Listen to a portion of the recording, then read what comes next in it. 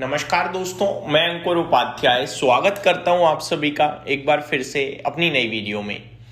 दोस्तों, भारतीय बाजार में गिरावट के साथ शुरुआत हुई लेकिन रिकवरी काफी स्ट्रॉन्ग दिख रही है। मार्केट इस समय हरे निशान में ट्रेड कर रहा है, डेज हाई पे ट्रेड कर रहा है।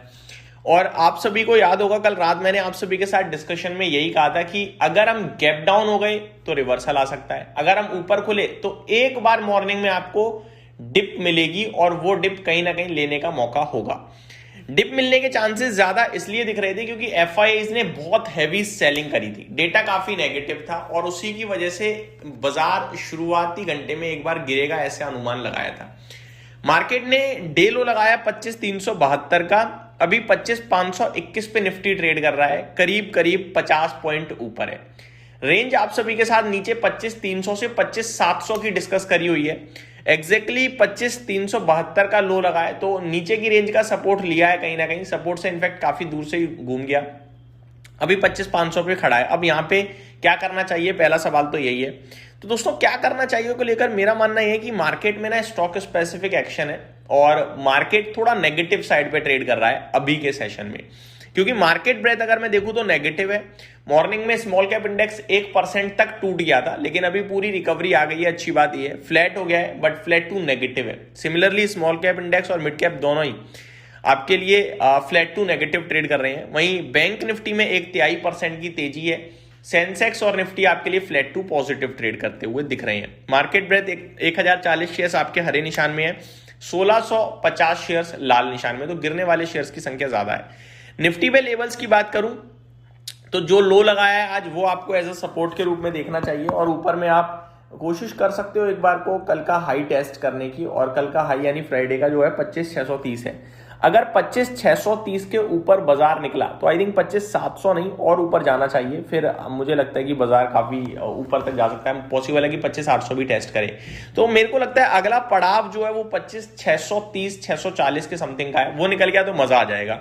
कल एक्सपायरी भी है वीकली, तो हमें वो नहीं बोलना है, और एक्सपायरी के लिहाज से हम देखें तो 25,800 एक रेजिस्टेंस के रूप में सामने आ सकता है। और चाहते हम ये कि मार्केट अब 25,500 के नीचे दोबारा ना निकले मिनिमम साइड पे। अगर 25,500 के नीचे निकलता है तो फिर वो एक थोड़ा नेगेटिव संकेत और होगा। ये तो गई आपके लिए निफ्टी पे बात। अब बढ़ते हैं थोड़ा सा आगे आईपीओ मार्केट पे। फ्रैक्टल का लिस्टिंग होते हुए दिख रही है आज। फ्रैक्टल एनालिटिक्स स्टॉक करीब 1% नीचे है अपने आईपीओ प्राइस से, देखोगे अगर आप तो 891 पे ट्रेड कर रहा है। 855 का इसने लो हिट करा है आज, 894 का हाईस पे ट्रेड कर रहा है, तो नीचे से रिवर्सल काफी अच्छा आया है। करीब 7-8% गिर गया था, अभी पूरा का पूरा रिकवर हो रहा है, अब किसी वक्त हरे निशान में आने को तैयार है। बात करें दोस्तों अगर सेक्टर स्पेसिफिक तो एनर्जी क्षेत्र और रियल एस्टेट 1% समथिंग ऊपर है। फार्मा में भी ऑलमोस्ट 0.9% की तेजी है। निफ्टी बैंक 1/3% ऊपर है। मेटल, फाइनेंशियल सर्विसेज ये हरे निशान में है। बाकी मीडिया आईटी में गिरावट है। Auto, PSU banks, FMCG, mid cap select ये फ्लैट टू नेगेटिव ट्रेड करते हुए दिख रहे हैं आप सभी को। टॉप गेनर्स की लिस्ट की बात करी जाए तो नेटको फार्मा में 11% की तेजी बन रही है। एकम ड्रग्स में 9.5% की तेजी बन रही है। जेबी केमिकल एंड फार्मा में 6% की तेजी है। टोरेंट फार्मा 6% ऊपर है। जेएमआर एयरपोर्ट्स में भी 5.5% की तेजी दिख रही है आप सभी को नतीजों के बाद। आज पूरे के पूरे स्टॉक मार्केट से related stocks, specially broking industry और एक्सचेंज यानी कि बीएसई, ये आपको करेक्ट होते हुए दिखे काफी हैविली। बीएसई आपके लिए 6.5% नीचे है। ब्रोकिंग स्टॉक्स में भी आपको गिरावट देखने को मिल रही है, जैसे कि एंजल वन मुझे 4% नीचे दिख रहा है, बाकी तो कोई नाम नहीं दिख रहा है। नुवामा वेल्थ 2.5% नीचे है। इनके लिए खबर यह है कि आरबीआई ने थोड़े से रूल्स बदले हैं। जो ये एमटीएफ डेली मार्जिन आपको मिल जाता है ट्रेड करने के लिए, उसमें अब मार्जिन उतना नहीं मिलेगा, जिसकी वजह से थोड़ी परेशानी होगी ब्रोकर्स को, क्योंकि जितना ज्यादा ट्रेड उतना ज्यादा ब्रोकर्स का पैसा बनता है। तो ट्रेडिंग में जितनी कम होगी उतना ज्यादा ब्रोकर्स का पैसा कम बनेगा, तो वही थोड़ा सा इन पे इंपैक्ट आता हुआ दिख रहा है आपको। टॉप लूजर्स में ब्लू जेट अपने नतीजों के बाद 9.5% नीचे। फर्स्ट क्राई 0.8% नीचे। बीएससी, ओला इलेक्ट्रिक, आयनॉक्स विंड, मैपमा इंडिया में भी गिरावट अच्छी खासी देखने को मिल रही है आप सभी को।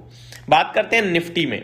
निफ्टी की बात करें 23 स्टॉक्स नेगेटिव है। Top loser Infosys, Tech Mahindra, Jio financial दिख रहे हैं। मेरे को उम्मीद थी कि आज आईटी स्टॉक रिबाउंड करने चाहिए बट अभी तक नहीं करे हैं, वीक ही दिख रहे हैं। लेट्स सी कब रिबाउंड करेंगे ये। टॉप गेनर की बात करें power grid, Coal India, HDFC bank, NTPC, ONGC, Eternal, Bajaj Finserv, Axis bank, Shriram finance, Trent, ये कुछ स्टॉक्स हैं जो आज अच्छा करते हुए दिख रहे हैं। एक्स डिविडेंड की बात करूं तो काफी सारे स्टॉक्स हैं आज, जैसे कि अपोलो हॉस्पिटल है, टोरेंट पावर है, Escorts Kubota, IRB infra, IIFL capital services, Kirloskar Ferrous, Aarti pharma lab, IRB InvIT fund, NDR InvIT trust, Kewal Kiran clothing, Uniparts India, Anantam highway trust. ये कुछ स्टॉक्स हैं जो आपके लिए आज एक्स डिविडेंड ट्रेड करते हुए दिख रहे हैं। मार्केट इस समय और तेजी को बढ़ाता हुआ दिख रहा है और निफ्टी अब 75 पॉइंट ऊपर हो गया है, डेज हाई पे ट्रेड करता हुआ दिख रहा है इस समय निफ्टी। बात करें दोस्तों आगे आप सभी के साथ कुछ और चीजों के बारे में, तो थोड़ा चलते हैं कमोडिटीज की तरफ। कमोडिटीज की शुरुआत आज थोड़ी लाल निशान में हुई है, जहां पे अगर मैं गोल्ड की बात करूं तो करीब 1% समथिंग नीचे ओपन हुआ, अभी 1% नीचे दिख रहा है आप सभी को, और चांदी में करीब 0.25% की गिरावट देखने को मिल रही है इस समय कॉमेक्स पे। इंडियन मार्केट में भी गोल्ड और सिल्वर में गिरावट देखने को मिली, आज गिरावट के साथ ही खुले हैं। तो ये अपडेट थी, अगली वीडियो में स्टॉक स्पेसिफिक बात करूंगा, इस वीडियो में सिर्फ इतना ही। Thank you so much for watching this video, have a great day guys.